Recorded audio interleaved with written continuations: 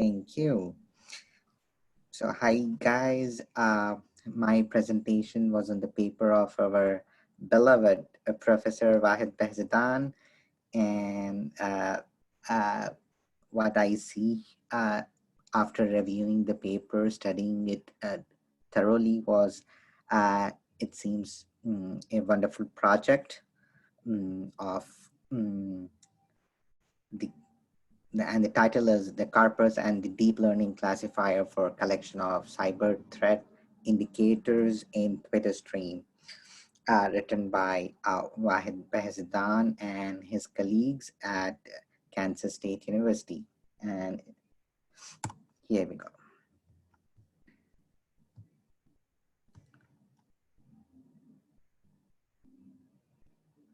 Yeah, so as we see nowadays, we are having a lot of cyber attacks on regularly basis, very frequently.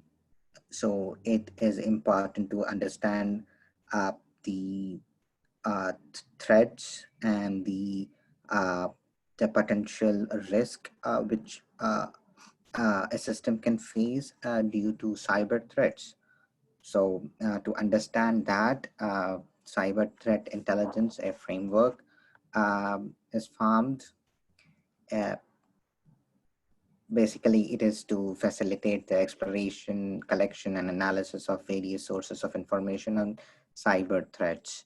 And the uh, open source intelligence provides a suitable kind of environment for providing information to the CTI.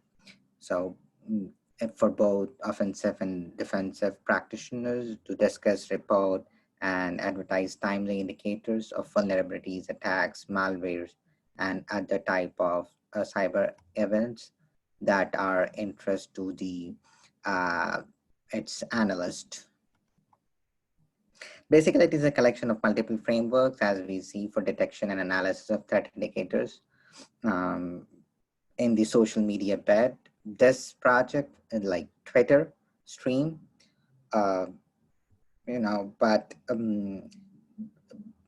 those frameworks were like fairly based upon the manual heuristics, such as keyword lists for detecting and filtering tweets that are relevant to the cybersecurity.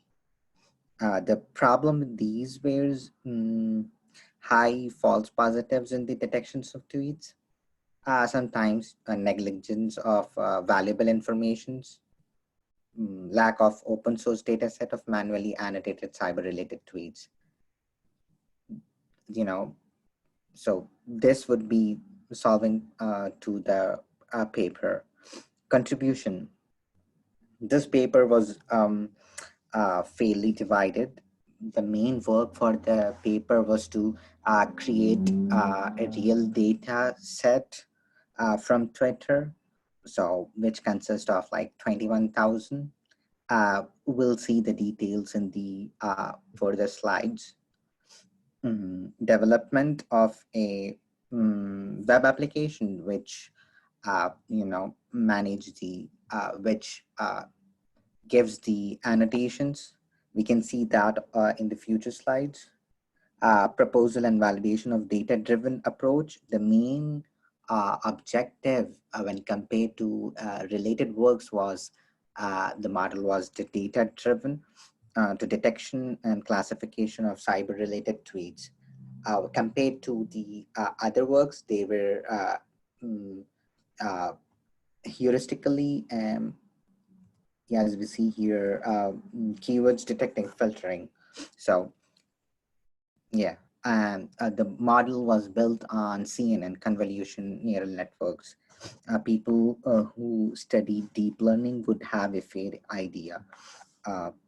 Neurons connected to each other, making different hidden layers and passing data from one hidden to hidden layers. We'll see all these things in details. So yeah, related work before the project was done was different types. Well, these are the these are the brief related work.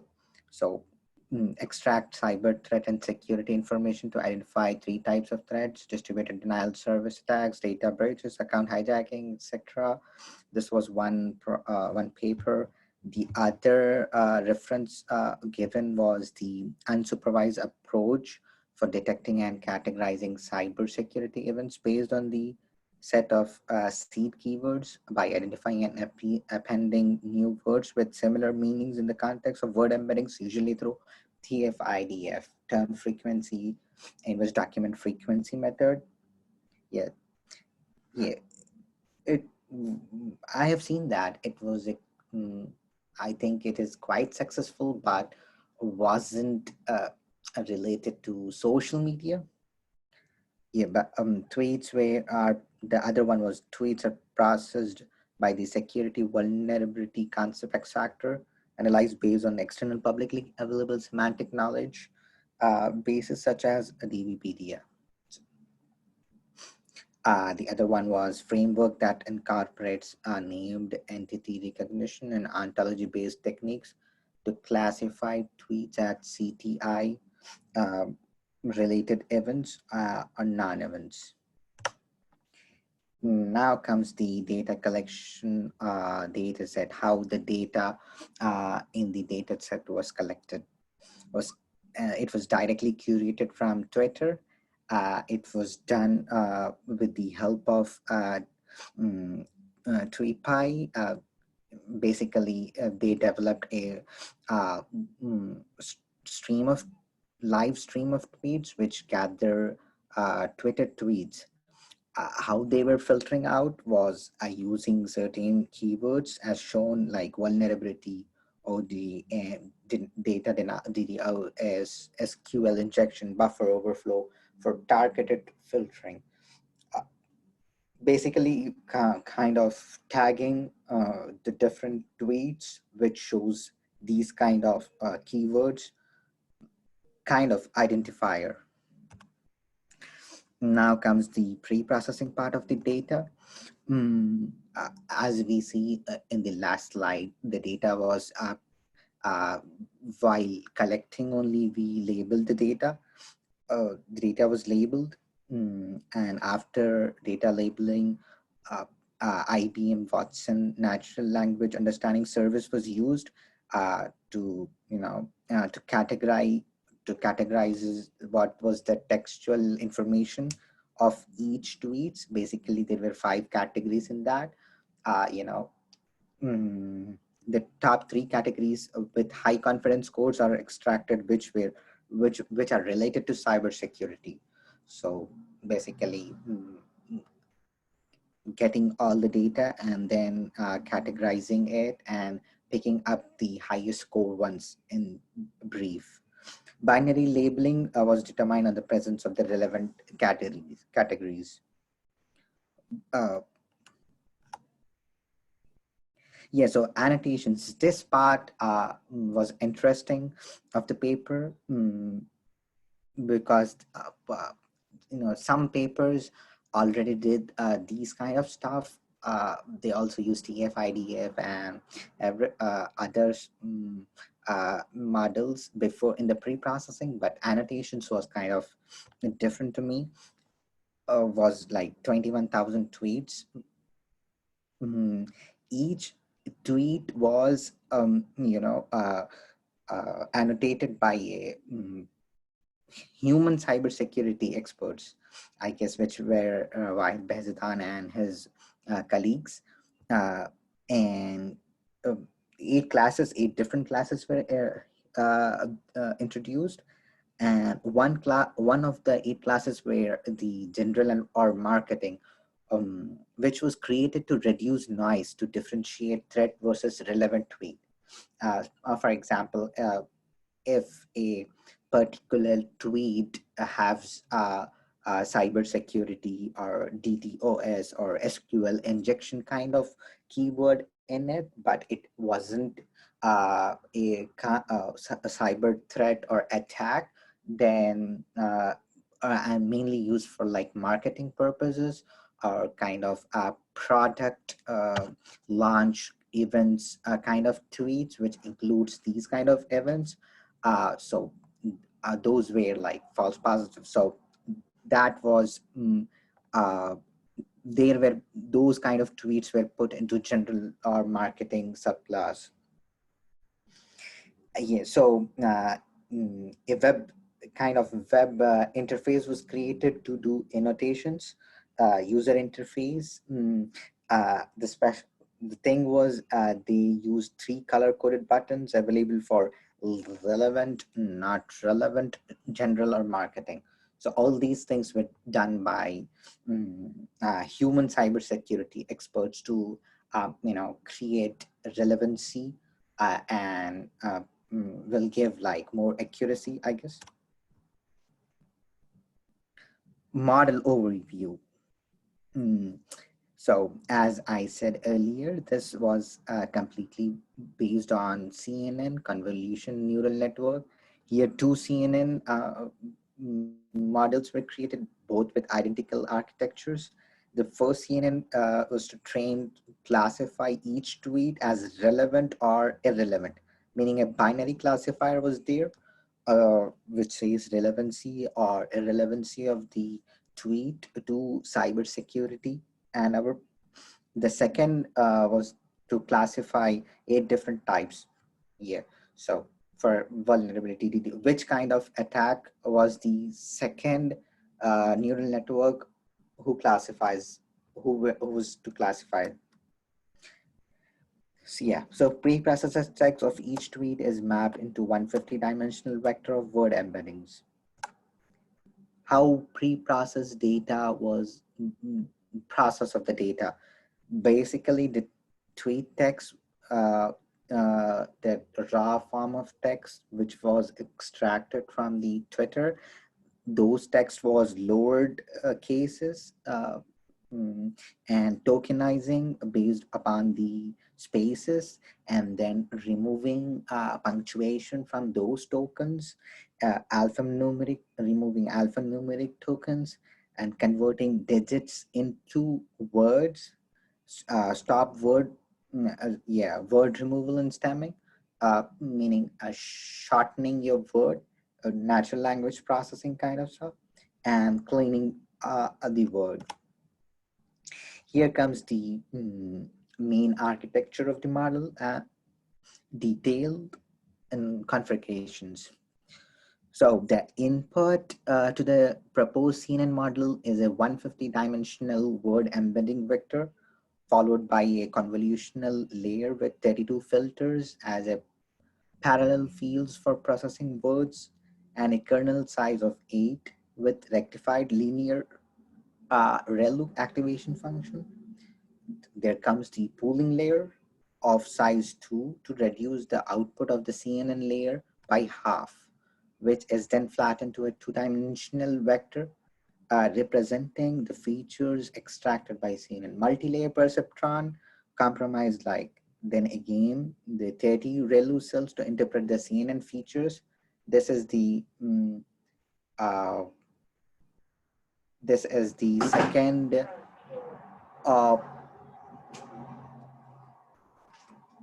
hello. Are you able to hear me? Yes, Syed. Would you like to carry on? We lost your slides, by the way. You need to share your screen again. Okay. Just a second. Sure.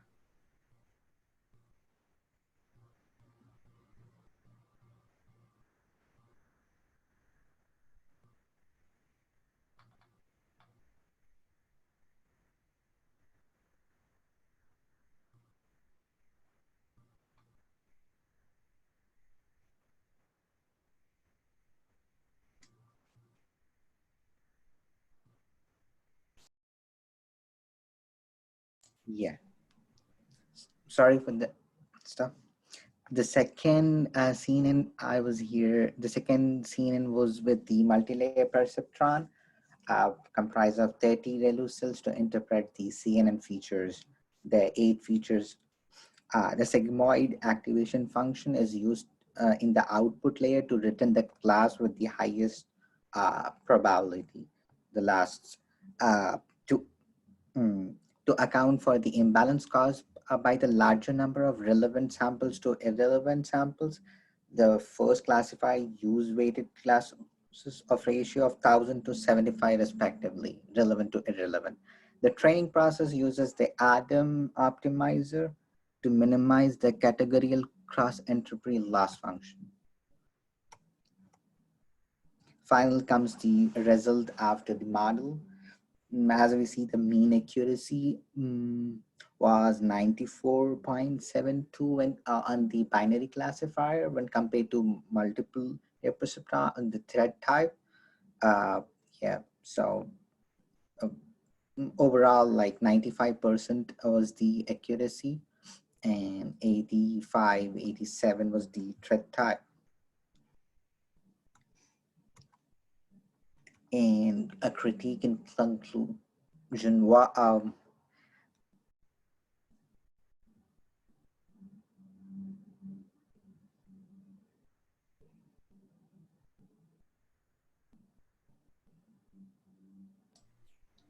Say it.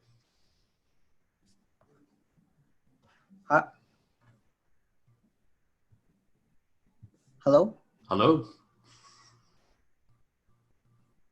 Facing some difficulties here. It's okay. So do you remember your critiques?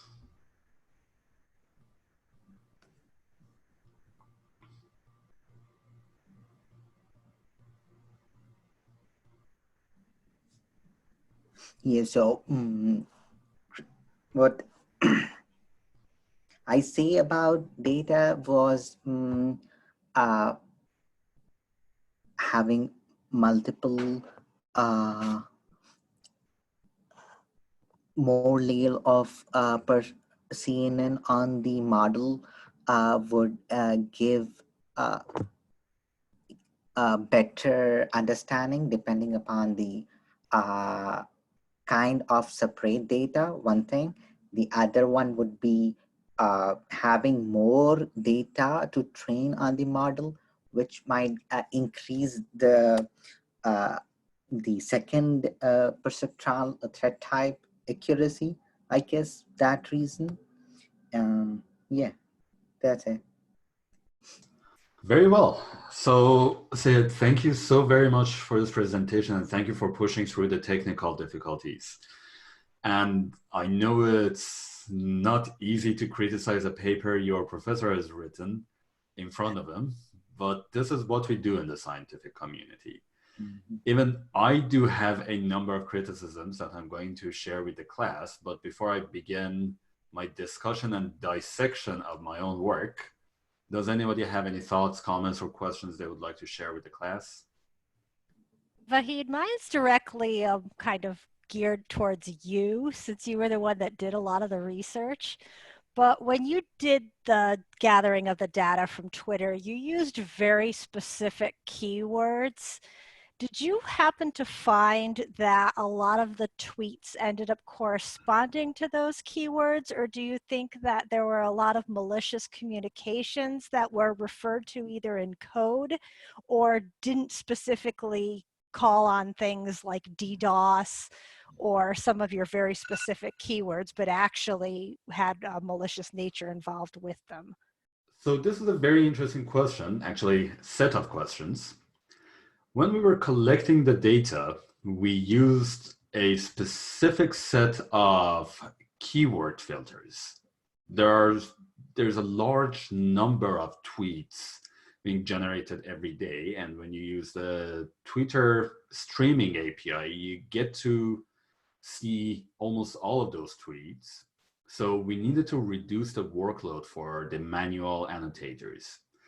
And we decided to go with a restricted set of keywords for that. Of course, the keywords we chose were very relevant to cybersecurity, such as DDoS or SQL injection. However, we also used the word vulnerability.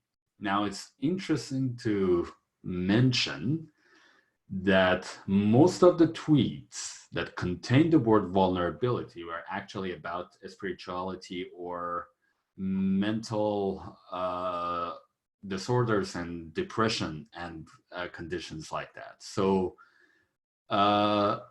many of the tweets that we collected based on this particular keyword were irrelevant to cybersecurity. However, were there tweets or are there tweets that do not include these keywords and are relevant to CTI? Yes, most definitely. And that's one of my critiques of this work.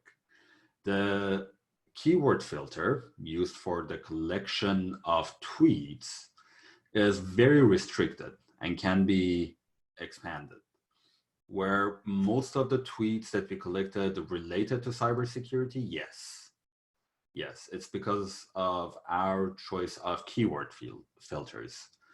Almost all keywords except vulnerability are only within the terminology or vocabulary of cybersecurity conversations. That said, the word DOS, DOS, can be used in different contexts, like the DOS operating system, and that resulted in collecting a few irrelevant tweets. This was a good point. Thank you very much, Lisha. Any other thoughts? So if you think about the number of samples collected, the number of tweets collected, remember this paper collects, in this project, 21,000 tweets were collected and labeled. As someone who is involved in the labeling process, I can tell you that 21,000 seems like a very large number. But to capture the essence and the representative features of tweets related to cybersecurity, 21,000 is really a small number. So as Syed mentioned, if we collect more data points, more tweets, we may be able to create a better performing model in terms of accuracy. What about the choice of model architecture?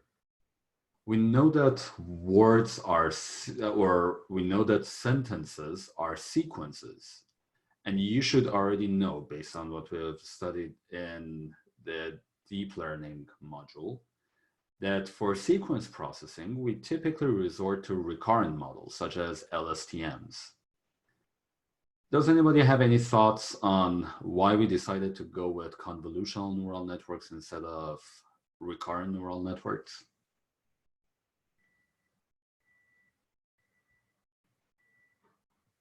Syed, does the paper mention anything about this?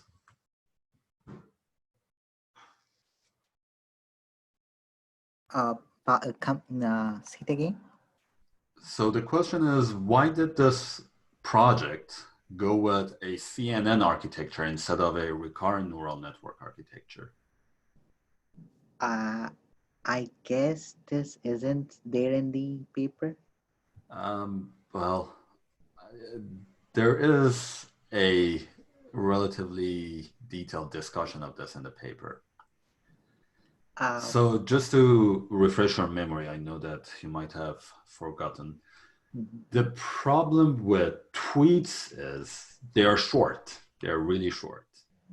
So typical approaches based on RNN for natural language processing typically expect paragraph long or page long or even longer sequences of words. Applying recurrent neural networks for tweet classification, short text classification in general, is generally not successful. Now, Nancy is mentioning that there is entropy from sample to sample that usually an RNN would catch. but maybe it's too chaotic for it to matter. Nancy, would you like to expand this thought a little and tell us what you mean? Can you do it over audio? So usually when we have an RNN, right, we have time series data that has some sort of sequence to it. And so basically that's what I'm assuming. But for tweets, because they're so short and abrupt and they're not really constantly, I wouldn't say they're chronologically important. It's really difficult to take in tweets as a chronological source set of data. That's what I would assume. That's in tune with the findings of the research community, yes. Because they're very short, the amount of temporal information available or the amount of information that can be taken from the sequence of words is not only insignificant, but hard to capture with short pieces of text. This is one of the reasons our paper resorts to convolutional neural networks. Why convolutional? Well, essentially, we want to get some information out of the positioning of different words. And convolutional neural networks, as you should know by now, do capture the patterns in the neighborhoods or the locality of each piece of or each feature. For example, the fact that attack comes after DOS can be well captured using a convolutional neural network. Does this make sense? All right. Now, any other thoughts or comments on this work? This is a rare opportunity to openly criticize the work of your instructor. Don't miss it.